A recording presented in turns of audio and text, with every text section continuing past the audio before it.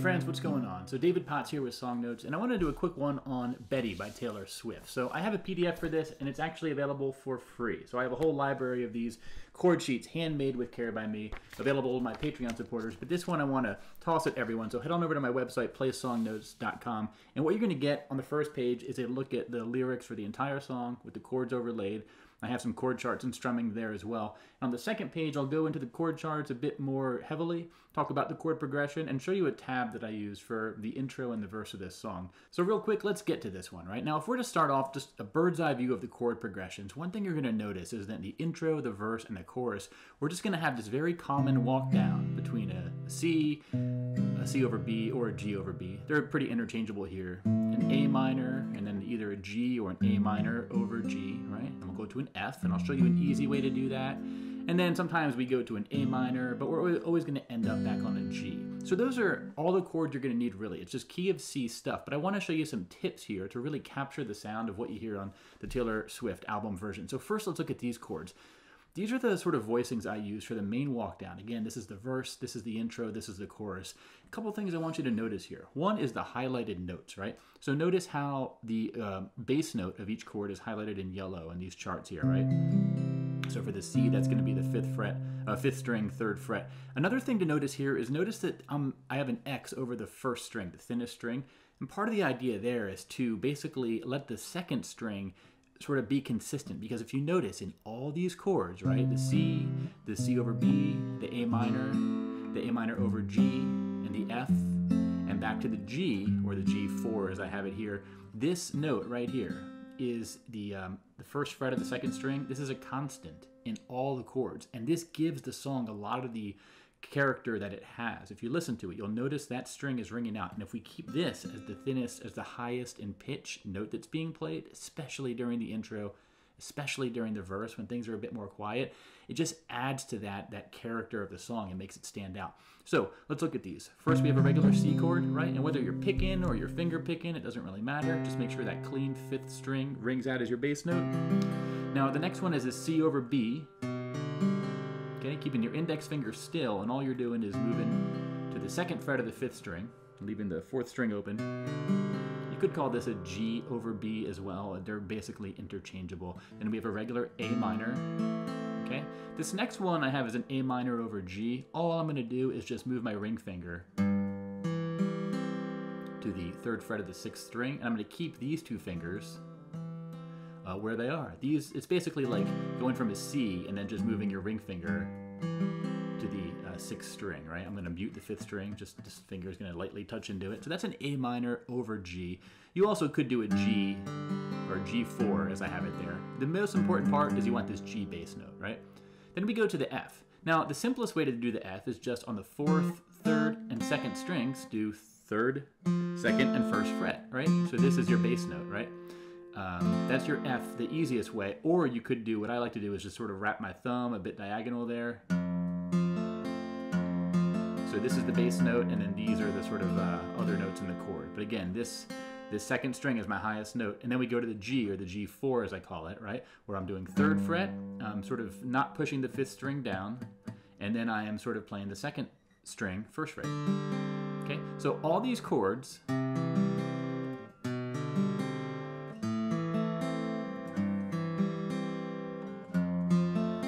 stay on the F, and then go to the G. So the two things to pay attention to, like I said, are the bass note, clean bass note, walk down, right? And the other one is this note right here. You want this to be clean and consistent in each chord.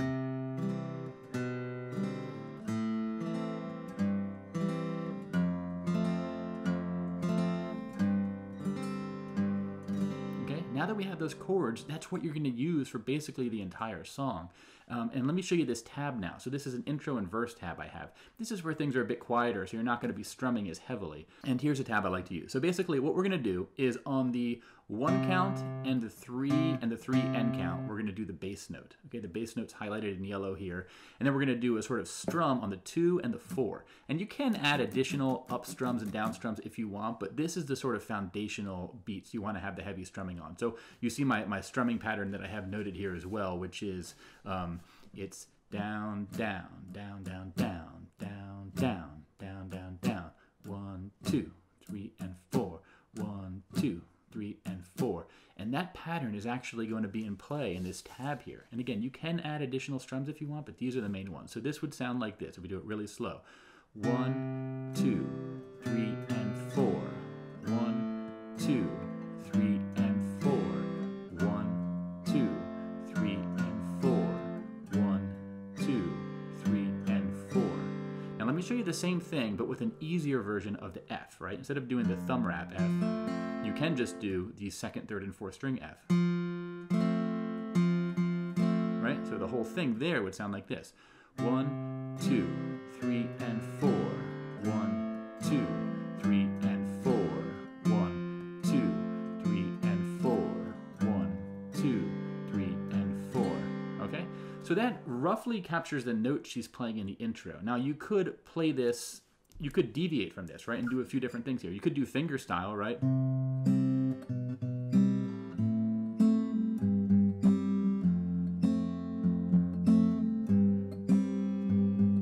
There is my thumb is always doing the bass note of whatever chord, and then my index and middle are on the third and second string consistently. That sounds nice. Another option, and this kind of sounds more like what she's actually doing, is do a bit of an arpeggio, right? Fifth string, fourth string, and then third and second together. So, but I'm playing the same chord shapes I showed you, right? The chord shapes don't change. As long as you stick to your timing, whether you're strumming it, and you could strum it a bit more heavier, right? So that might sound like...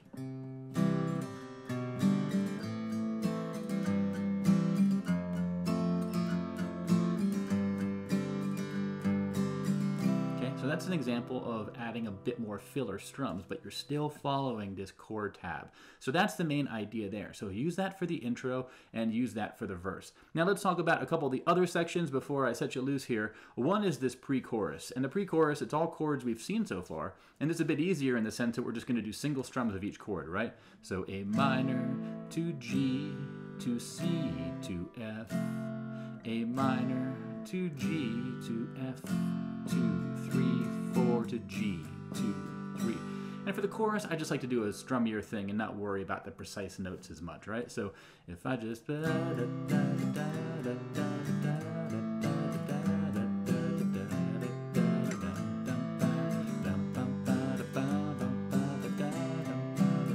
get the idea, right? Now let's talk about this bridge. The bridge, we're going to go from an A minor to a G to an F to a G. And we're going to do all down strums for this, right? So, A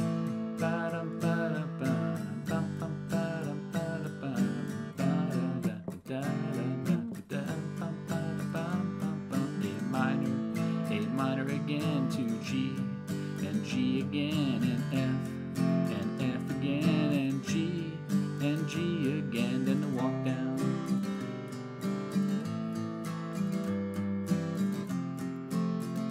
Finally, we have this area after the bridge where it's going to be A minor 2 and 3. That was the timing was horrible. Let's count that out. So A minor 2 and 3, G, F, F. Right?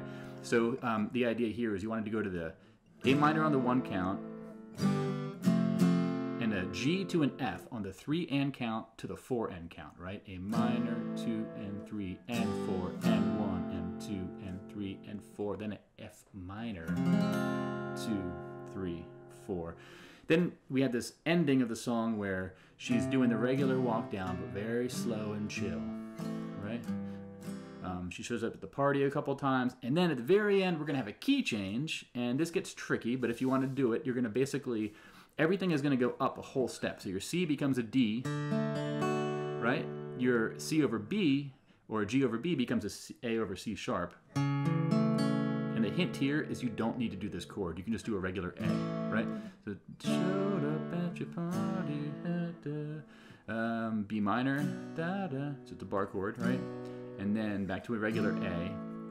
And then a G you already know. And an F sharp minor, which we don't need.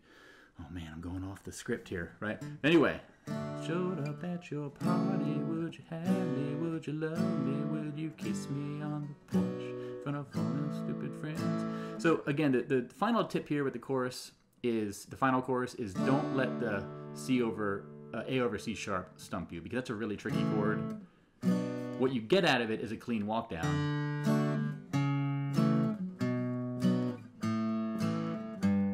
Right? But it's a lot harder to do in practice, and you can just do a regular A, D, to an A, to a B minor, to an A, to a G, then to an A, right? So that's all you're going to need for this entire song. It's mainly a walk down in the key of C, and you can just skip the whole key change at the end if you want. So yeah, I hope this was helpful for you. Again, you can get this PDF over at my website, playsongnotes.com. It is 2 glorious pages. What's the cooler way to do this? I don't know, something like that, right? But check that out. I hope you dig it. And if you do like this, I have lots of other PDF chord sheets as well. Many, many, many, many others. 210, I think, and counting as of right now. So those are all available to you through my Patreon page. Check it out. Hope you dug this and enjoy playing this song. It's a fun one. And I'll see you around, friends. Bye-bye.